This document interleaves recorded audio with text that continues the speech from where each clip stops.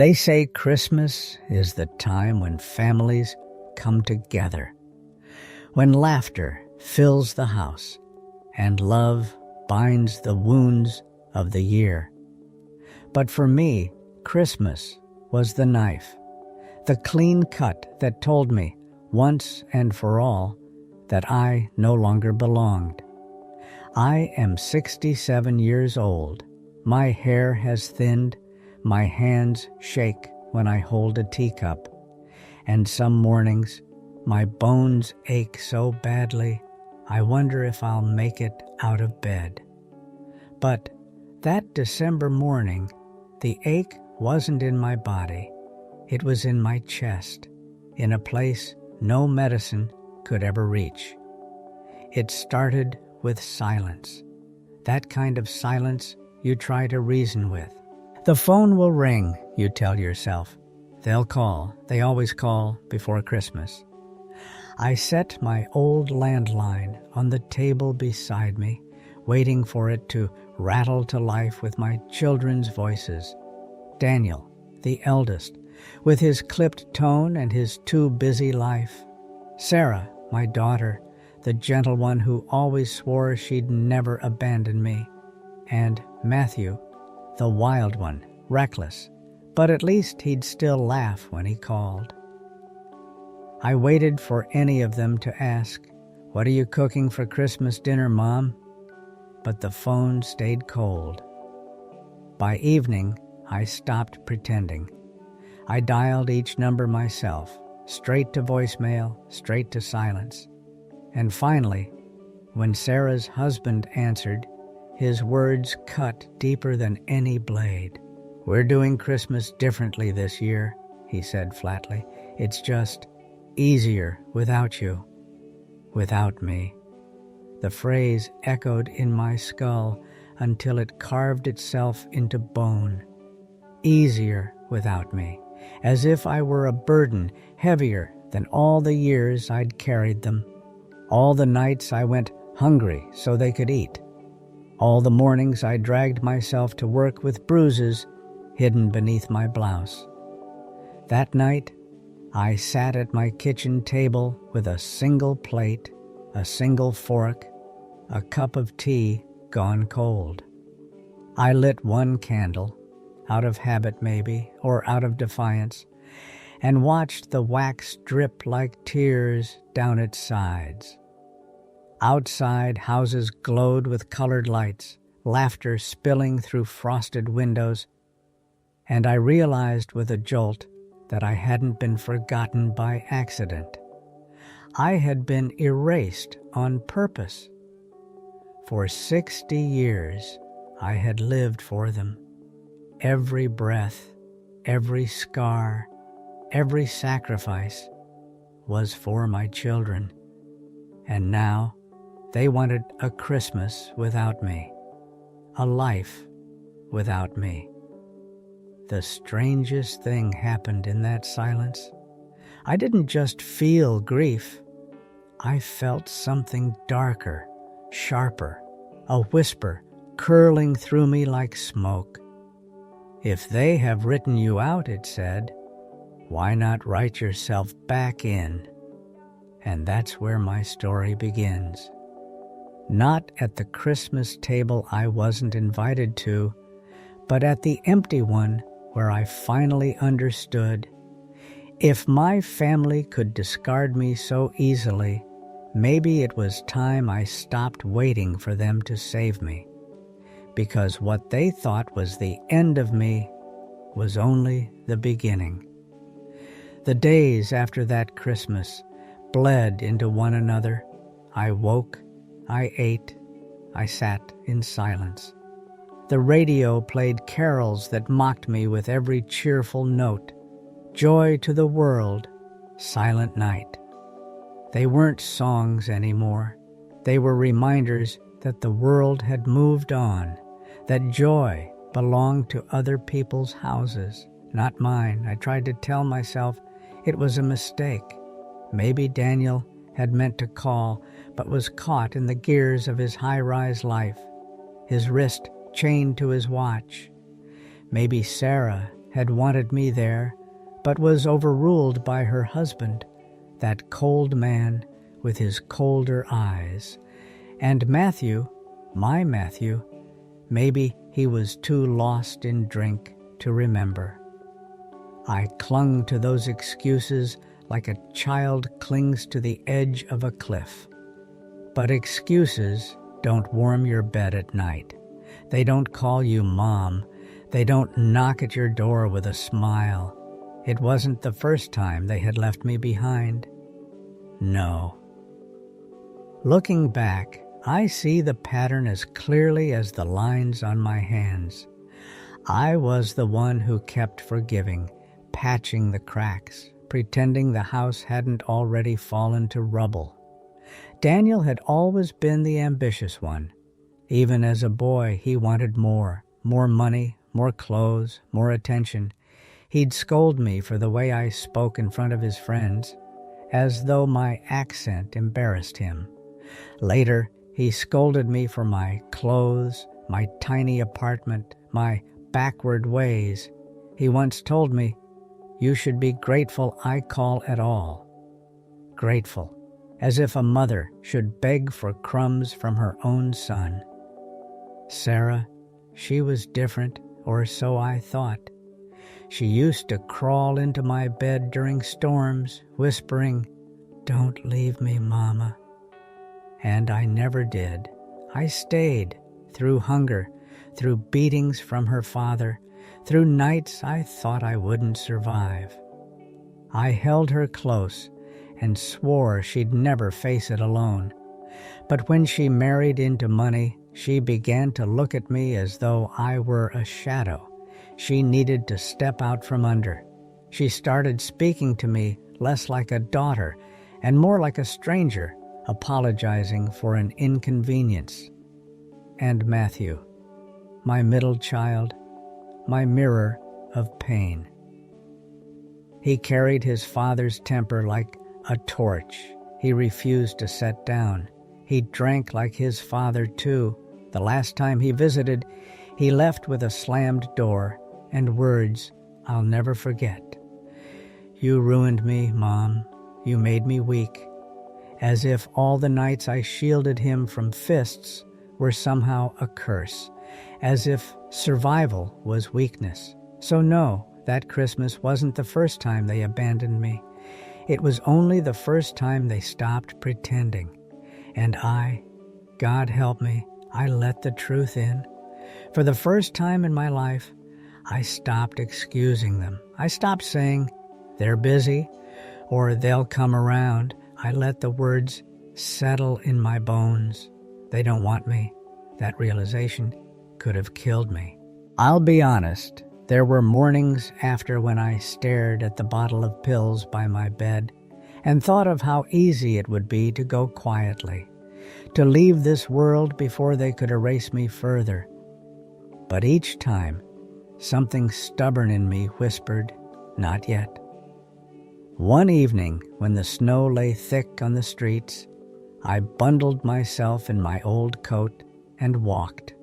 No destination, no reason, just movement.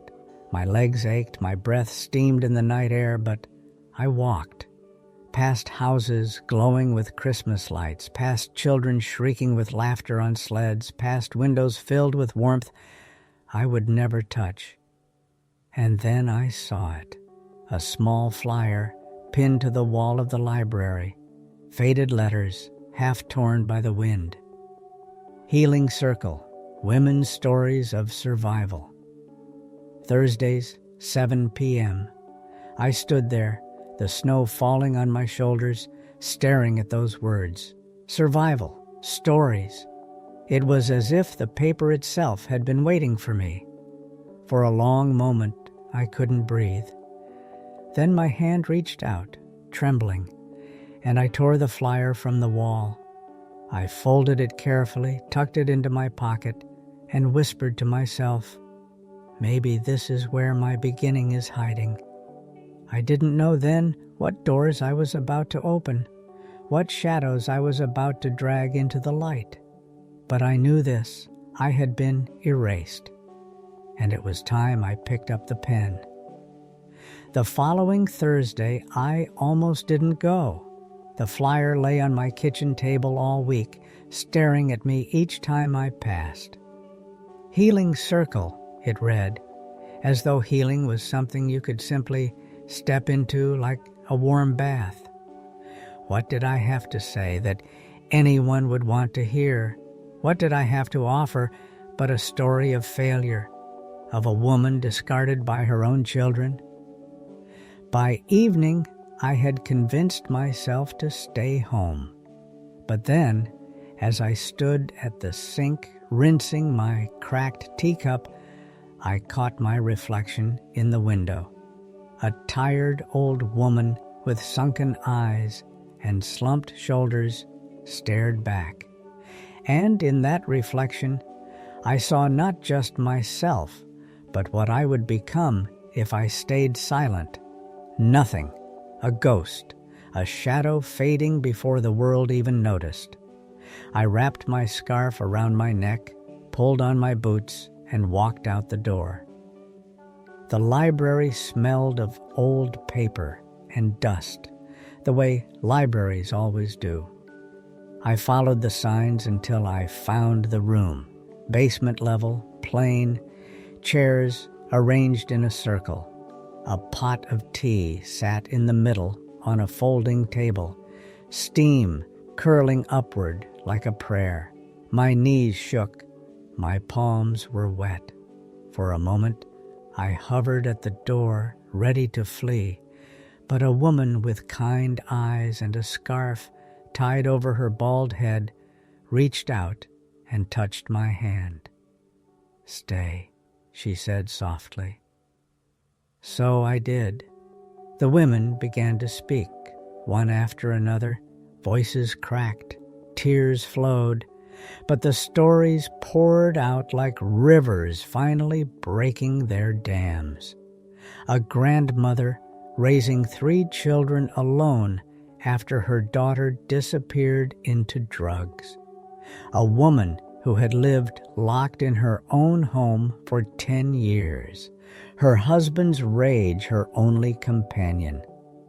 Another whose children hadn't spoken to her in 2 decades, who sometimes wondered if she had dreamed them entirely.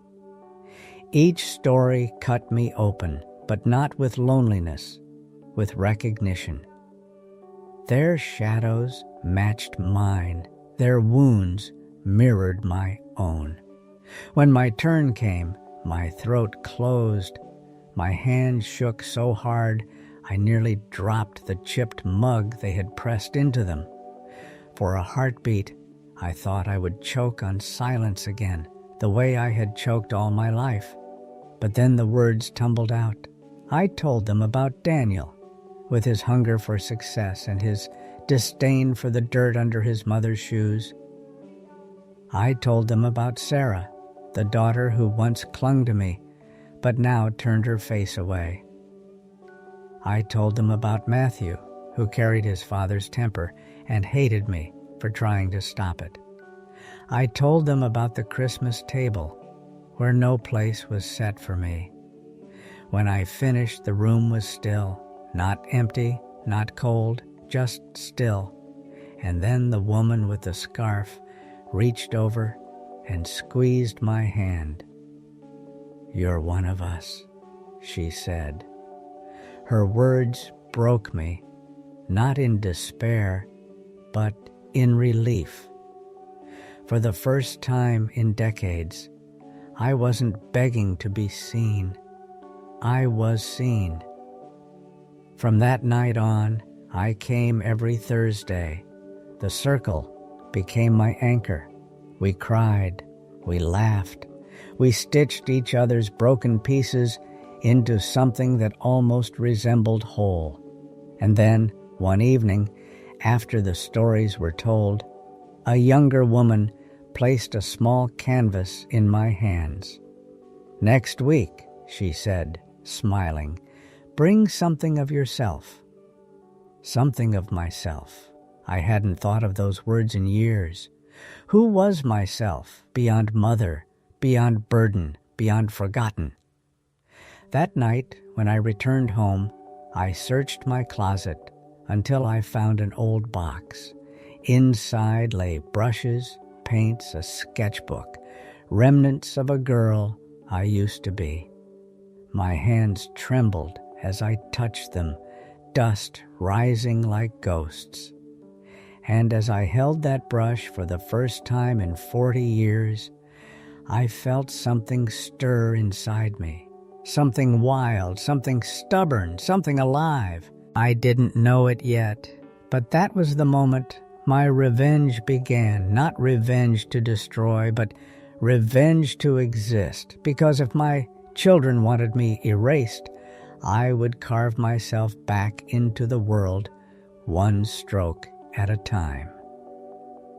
At first, the brush felt foreign in my hand, like holding the bones of someone I used to know. My strokes were clumsy, the colors uneven. But as the paint bled across the canvas, something inside me loosened. I painted roses, wild and tangled, clawing their way through stone. I painted storms, splitting open skies, faces half hidden in shadow, women with eyes like mine, tired, furious, unbroken. Each painting was a confession. Each stroke was a scream I had swallowed for decades. And when I brought my first piece to the circle, the women leaned close, their eyes shining, and whispered, "Beautiful." For the first time in years, I believed them. It didn't stop there. I painted at night, sometimes until dawn, my small apartment glowing with color. The silence that used to choke me now hummed with creation. The ghosts of my family no longer haunted me the same way. I was filling the rooms with something of my own. Then came the invitation. The community center was holding a small exhibit, local artists, nothing grand, just canvases hung on borrowed walls. Margaret, my closest friend from the circle, insisted I submit something. "Your roses belong in the light," she told me. The thought terrified me. What if people laughed? What if they saw nothing but a desperate old woman pretending to matter? But then I remembered the Christmas table where my chair sat empty. What was left to lose? So I agreed. The night of the exhibit, I stood trembling as my painting hung among others. My roses, vivid and defiant, breaking through stone.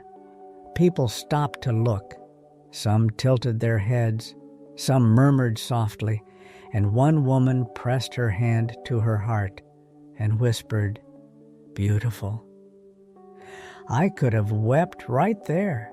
For once, I wasn't invisible. I wasn't Daniel's burden, or Sarah's embarrassment, or Matthew's scapegoat.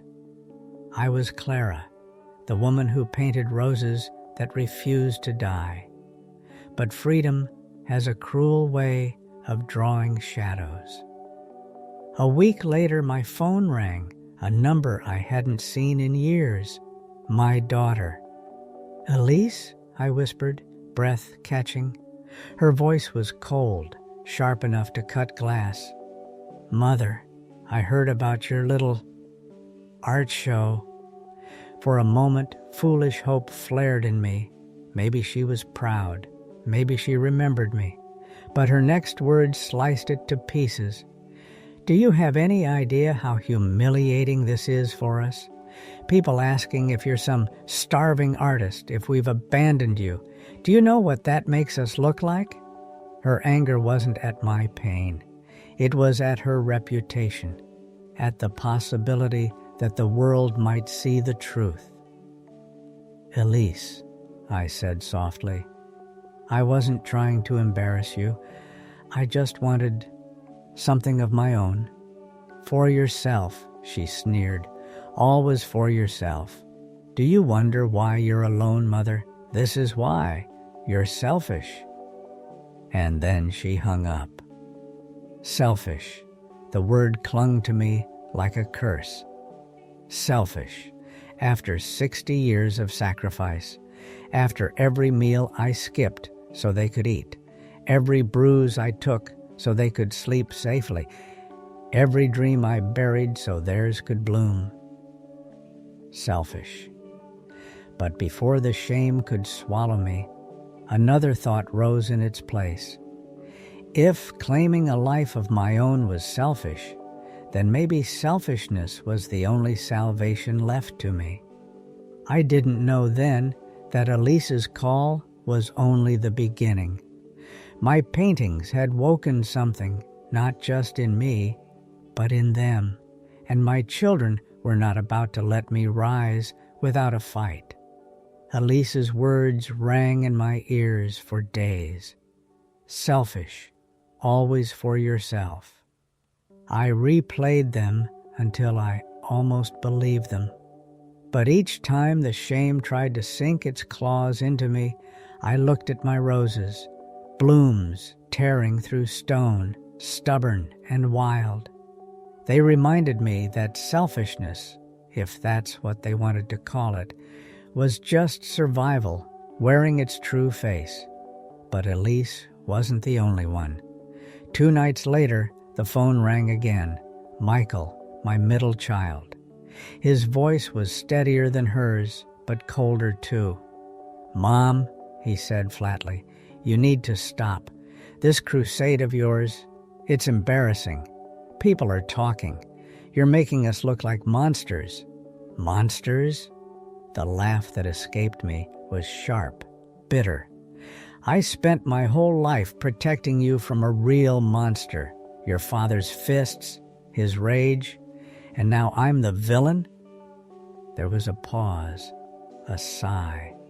Just stop dragging our name through the mud. Enough. And then the line went dead. I sat there staring at the silence, my hand trembling around the receiver. Crusade. That's what he called it. As if painting roses, as if daring to exist outside of their shadow was war. And then came the letter. No signature. But I knew Daniel's words anywhere. Precise, clipped, carved like a blade. "You've had your fun, but it ends now. If you keep parading our private lives in public, don't expect us to stand by quietly. Consider this your only warning." My only warning. For hours I sat with that letter in my lap, tears blurring the words. They had cut me out of Christmas, cut me out of their homes, and now they wanted to cut me out of my own voice, as if my silence was theirs by right. The old me almost obeyed. I thought of tearing the paintings to shreds, burning the canvases, shrinking myself back into the quiet they demanded. For decades, I had lived on their approval like a starving dog begging scraps. Without it, I thought I might suffocate.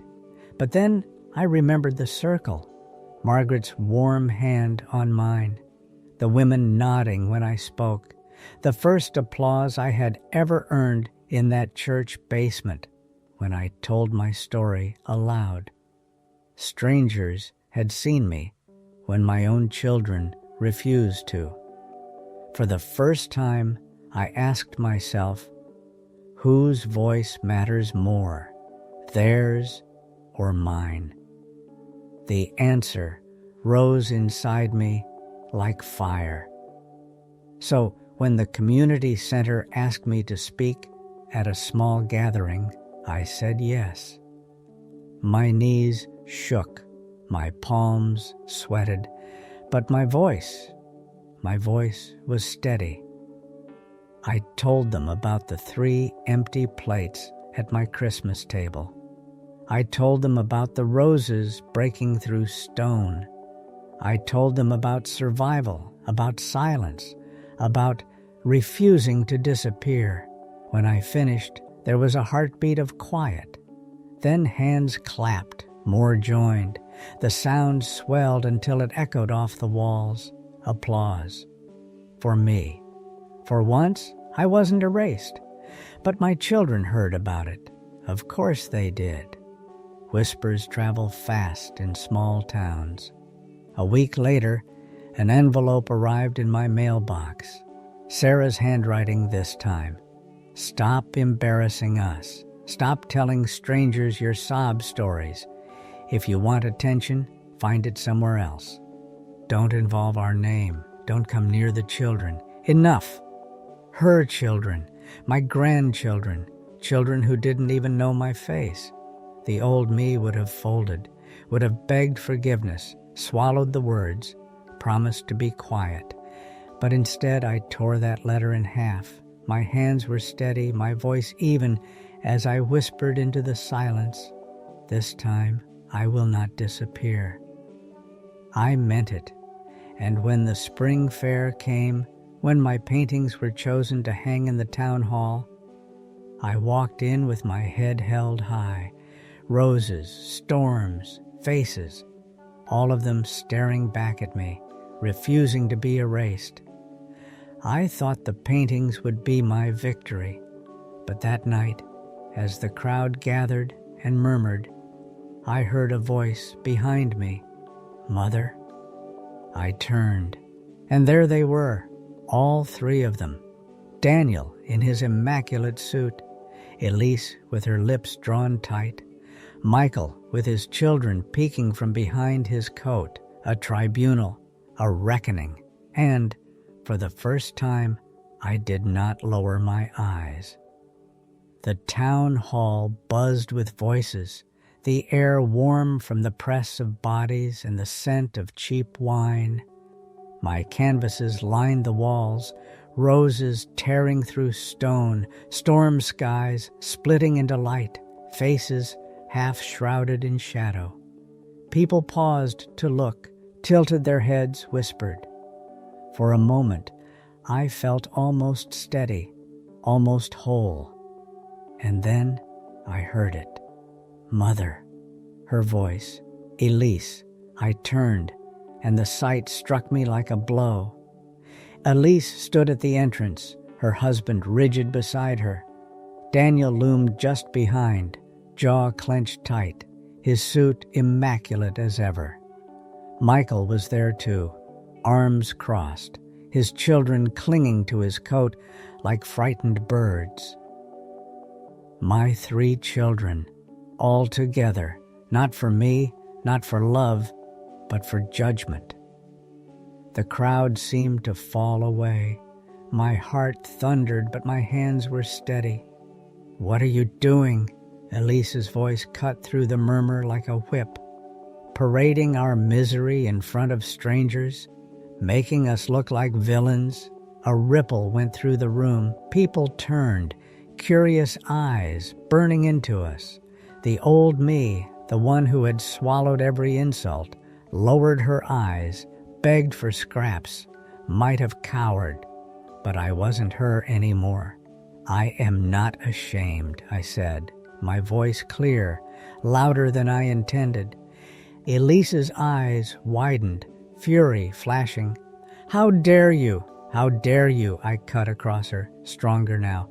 "How dare you erase me, pretend I don't exist, slam doors in my face while you feast at your tables? How dare you tell your children I'm too busy for them, when the truth is, you chose to forget me?" Gasps. A hush fell over the hall. Margaret gripped my arm, solid as stone, but I didn't falter. I looked at each of my children in turn, the fire rising in my chest. "I gave you everything, my youth, my strength, my body. I shielded you from your father's fists. I starved so you could eat. I bled so you could live. And when I had nothing left, you cast me aside like trash. But hear me now." I lifted my chin, my voice carrying through the hall, echoing off the high ceiling. "I will not vanish. I will not be erased. If you cannot bear to see me, then turn your heads. But I will not hide any more. For a moment, silence, so heavy I could hear my own breath. Elise's face twisted with rage, Daniel's lips pressed into a hard line, Michael's eyes darted, angry, unsettled, almost afraid. And then it began. Applause. Margaret first, then Ruth from the circle, then more and more, until the entire hall shook with it. Clapping, voices rising, strangers standing to their feet. The sound washed over me like a storm, but instead of drowning, I rose with it. My knees trembled, but I stood tall, unbroken, seen. My children froze, pale with humiliation. Elise grabbed her husband's arm and stormed toward the exit, heels striking the floor like hammers. Daniel followed, his jaw tight, muttering curses under his breath. Michael lingered a moment longer. His children tugged at his sleeve, eyes wide. Our eyes met, and for the first time in my life, he looked away first. Then he left too. The applause roared on, filling every corner of the hall, lifting me higher than I had ever stood. That night, something inside me finally broke free. For decades, I had carried their rejection like a coffin on my back, but now I dropped it. I was no longer pressing my face to their window, begging for a seat at their table. I had built a table of my own, and in that moment, I knew being left out of Christmas was not my ending. It was the day my life began. When the hall doors closed behind my children that night, it was as if another door inside me shut as well. Not in despair, not in grief, but in release. For the first time in my life, I was not chasing after them. I was not begging to be seen. I stood on my own ground, and it held. In the days that followed, I waited for regret to creep back in. I expected guilt to gnaw at me, the voice that had haunted me for decades. You're still their mother. Go after them. Fix it. Beg. But it never came, not the way it used to. Instead, there was a stillness inside me, a quiet I had never known. It wasn't loneliness anymore, it was peace. Don't mistake me, it hurt. To lose your children while they are still alive is a grief that claws at your bones, a wound that will never fully heal. Some nights, when the wind howled through the cracks in my old windows, I clutched my pillow and wept as though I were still that young mother praying for mercy. But when the tears dried, I no longer felt hollow. I felt alive. I began to fill my days not with waiting, but with living. I painted, not just roses anymore, but skies aflame, oceans swallowing storms, women standing unbroken in fields of fire. I taught the neighborhood children to paint too, their laughter spilling into my apartment like sunlight. One little girl with paint on her cheeks looked up at me once and asked, "Do you have grandchildren?" The question pierced me. My breath caught, the ache rising sharp and deep. But then I smiled and brushed a smudge from her nose. I have you, don't I? Because that was the truth I had finally learned. Family isn't always blood. Family is whoever refuses to forget you, whoever sees you and stays. Margaret became my sister in everything but name. The women from the circle, my daughters. The children I taught, my grandchildren. And for the first time, I wasn't starving for love at a table where there was no seat for me. I was feeding others at a table of my own making. Word of my paintings spread. A cafe hung them on its walls. The library asked for a mural. Even the mayor's office displayed one, a tangle of roses clawing their way through cracked stone. People began to know me, not as Daniel's mother, not as Sarah's shame, not as Michael's burden. They knew me as Clara. One evening I stood before a room of strangers at a women's conference. My palms still sweated, my knees still shook, but my voice was steady. My children forgot me, I said, and for a long time I thought that meant I was nothing, that my story had ended, but I was wrong. Being forgotten gave me the chance to remember myself, to rebuild myself, to live again. The room was silent, every eye on me. I lifted my chin and for the first time in my life spoke my truth without fear. I am Clara. I am 67 years old. I am a painter.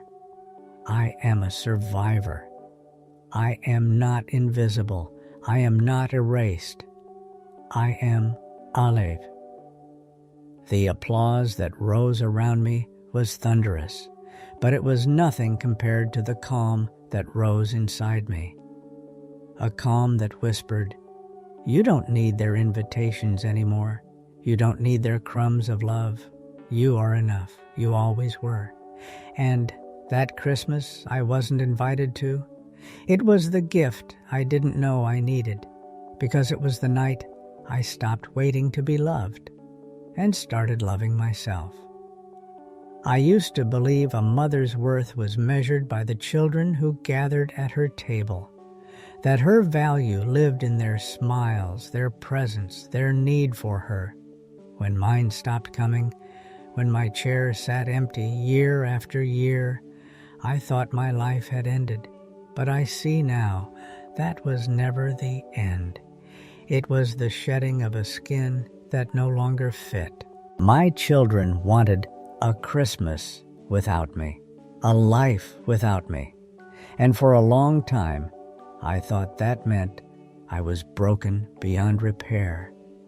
But now, as I stand here in the winter of my years, I see it differently. They gave me the harshest gift of all, absence. And in that absence, I found space. Space to breathe, space to paint, space to live. I no longer wait for the phone to ring. I no longer set 3 empty plates at the table. Instead, my table is filled with the women who became my sisters, the children who laugh as they splash paint across canvas, the strangers who see my roses and whisper, "Beautiful." Do I still ache for Daniel, for Elise, for Michael? Yes, that ache is a scar, and scars don't vanish.